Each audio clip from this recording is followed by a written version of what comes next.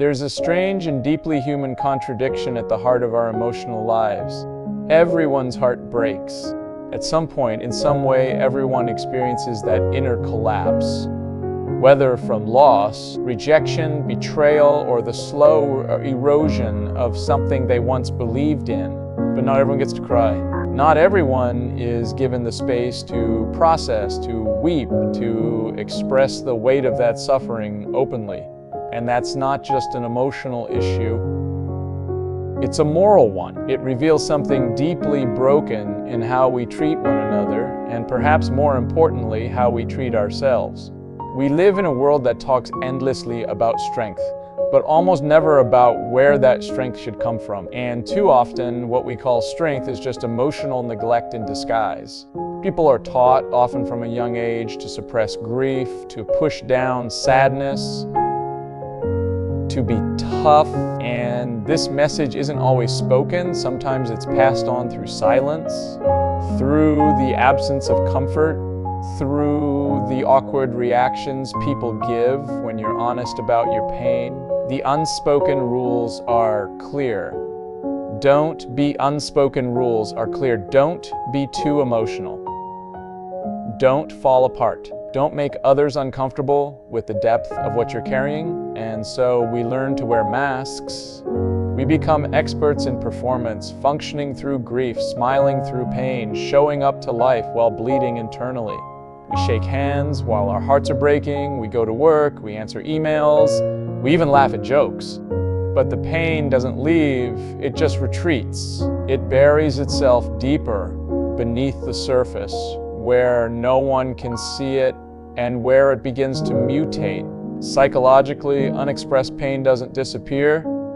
It transforms. It can turn into anxiety, anger, depression, even physical illness. The body keeps score. The nervous system doesn't forget. Every up-to-no-blue tear, every swallowed heartbreak, every time you told yourself I'm fine when you weren't, it adds up. Over time, it creates an emotional debt that becomes harder and harder to repay. And eventually, that debt comes due. Sometimes in a breakdown, sometimes in burnout, sometimes in relationships that crumble because the emotional bandwidth is gone. But here's the part we don't talk about enough. Not everyone is denied that release equally. Some people are given the space to cry, to collapse, to be cared for. Others are not. Gender plays a role, so does family culture, so does your role in the social or emotional structure around you. The eldest child who had to be strong for everyone else, the man who was never allowed to show weakness, the woman who was told she's too sensitive, the leader who's expected to absorb everyone's pain but express none of their own. These are the people who suffer in silence. These are the people who learn to carry unbearable weight without complaint, because complaining was never an option. And we admire these people, we call them strong, we point to them as models of resilience, but what we don't see is what it's costing them. What we don't ask is whether their strength is sustainable or if it's just a mask that's slowly cracking. Because true strength, real psychological resilience, doesn't come from suppression. It comes from integration, from being able to fully acknowledge what hurts, and allowing that truth to move through the body and mind, rather than getting stuck there. Think about this. In many traditional societies, grief is a communal act. When someone dies, the whole village mourns. Wailing is not only allowed, it's encouraged. There is recognition that grief is not just personal, it's relational. It has weight. It needs to be carried together. But in much of modern society, grief is privatized. You get a few days off work, maybe a condolence message or two, and then you're expected to get back to normal. As if normal still exists. As if the part of you that died along with whatever or whoever you lost can be packed away in a box somewhere and forgotten. But it doesn't work that way. We are emotional creatures, and when we are not allowed to cry, to express, to release, we harden, we disconnect. We begin to confuse numbness for healing. And the tragedy is, many people don't even realize this has happened to them. They just think they're strong until they wake up one day emotionally unavailable, unable to connect, and unsure of why life feels hollow even when everything on the outside looks fine. So what's the way forward? It begins with honesty, with acknowledging that heartbreak is not weakness, that grief is not an inconvenience, that tears are not a flaw in your design, but part of what makes you fully human. If your heart has broken and you deserve space to feel it. You deserve to cry, to release, to express. And if the world doesn't give you that space, then you must learn to give it to yourself. Create it. Carve it out. Make crying a sacred act, not a shameful one, because the alternative is far worse. A life of emotional suppression is not a life of strength. It's a life of quiet suffering. And you were not born to suffer in silence. You were born to live fully. And living fully means grieving fully too. So yes, everyone's heart breaks, but not everyone gets to cry. Let's not wear that like a badge of honor. Let's wear it like a warning, because the courage to feel, even when no one gives you permission, might just be the bravest act of all. There's something profoundly unjust about the way we treat emotion. As if it were a luxury. As if expression, tears, vulnerability, grief, were something you had to earn, or worse, something you had to apologize for. And when you live in a world that treats emotional expression as optional, something you're allowed only if you've met a certain set of unspoken conditions, the cost is high. Not just to your mental health, but to your humanity. It's not that people stop feeling. The human psyche doesn't work that way. The emotional systems in the brain, particularly those responsible for sadness, loss, longing, don't just turn off when they're not welcome. What actually happens is that they go underground. They hide beneath the surface of behavior. People become emotionally evasive. They talk around their pain, they joke through their trauma, they intellectualize what needs to be grieved. They function, yes, but it's mechanical, disconnected. They become actors in their own lives, reciting lines without ever feeling the meaning behind them. And it starts early. Many people grow up in environments where crying is either punished, mocked, or simply ignored. The message is clear: tears are for the weak, and weakness is unacceptable. Maybe your father said, "Stop crying, or I'll give you something to cry about." Or your mother praised you for being the strong one while she broke down. Or maybe the culture around you treated stoicism as the gold standard of maturity, and anything emotional was just excess. Something to be hidden, something to get over quickly. So what happens? You internalize it. You begin to believe that expressing pain makes you a burden, that asking for help is selfish, that being vulnerable will cost you your dignity. And that belief, false as it is, starts to shape your entire relationship with grief. You stop allowing yourself to cry. Not because you don't want to, but because you don't think you can anymore. Crying becomes a foreign language, something you once knew maybe in childhood, but somewhere along the way you forgot how to speak it. This is what I mean when I say emotional expression becomes a luxury. It's no longer a basic right. It's something that only certain people in certain contexts feel allowed to do. And the irony is that the people who most need to release what they carry, those who shoulder responsibility for others, those who perform strength daily, those who've never been given permission to fall apart, are often the ones least likely to cry.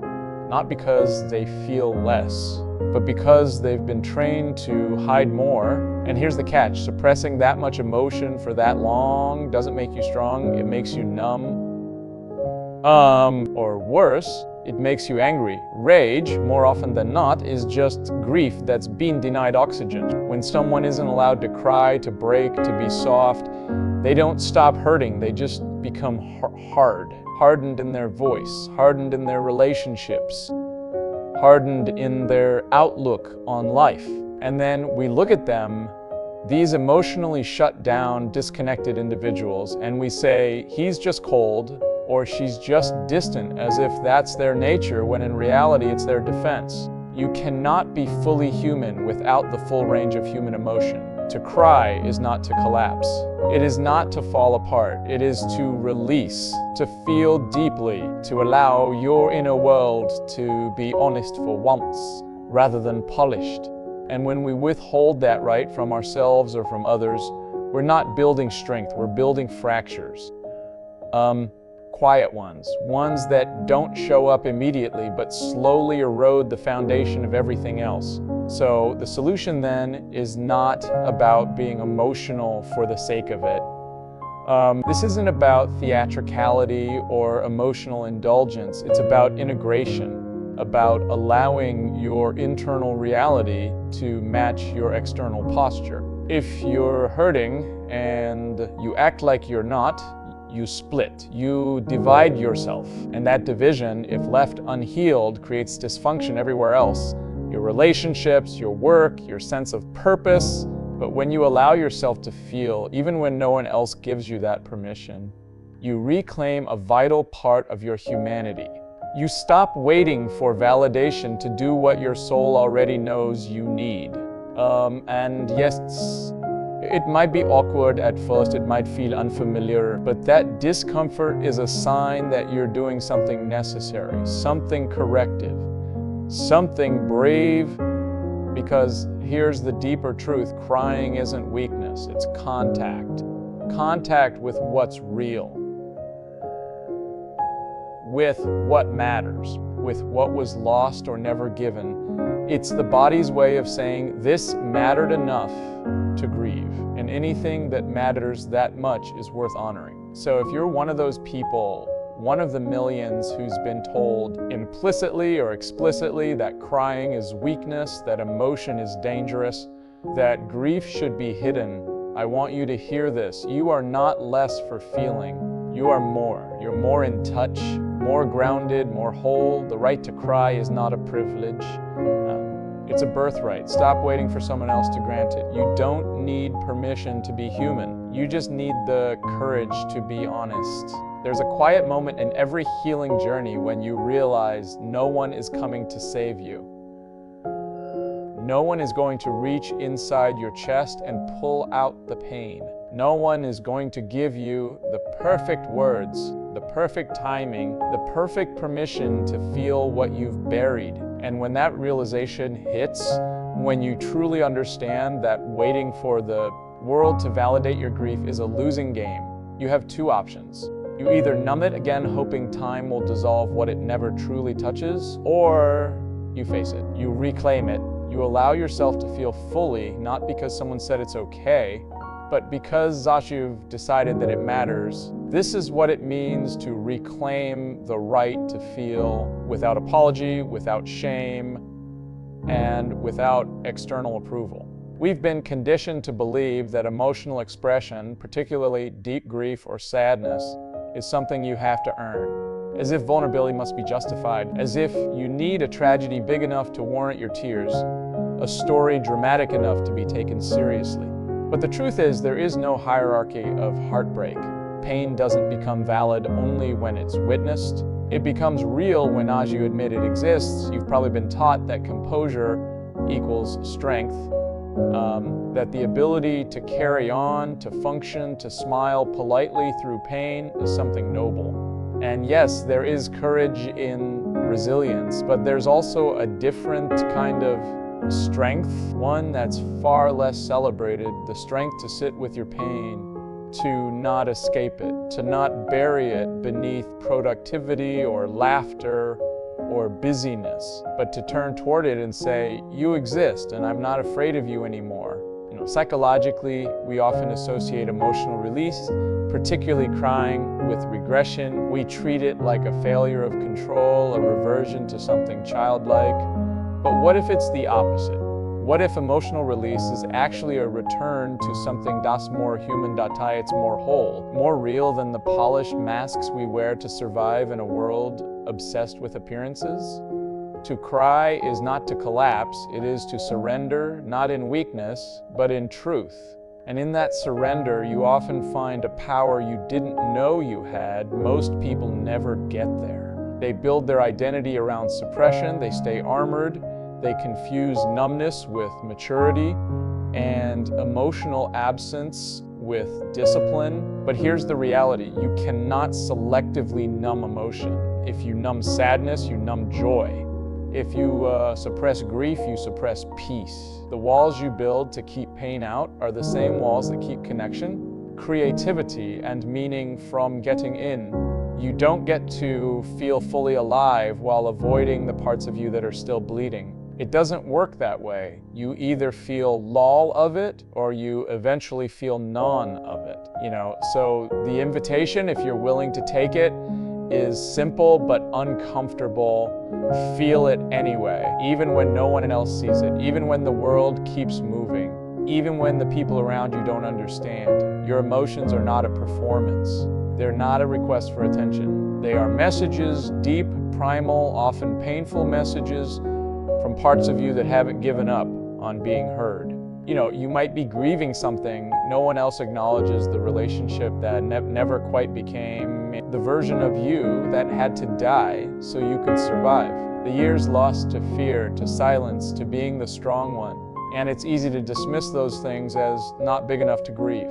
But that's a lie the world sold you to keep you silent. Because if people like you started grieving openly, honestly, if people like you stopped pretending to be okay, others would have to confront what they've also buried. And that confrontation is too costly for most, but you're here for something different. You're here not just to survive, but to disintegrate that lattice, to feel, to grow, to become whole. And becoming whole requires that you stop waiting for permission to break.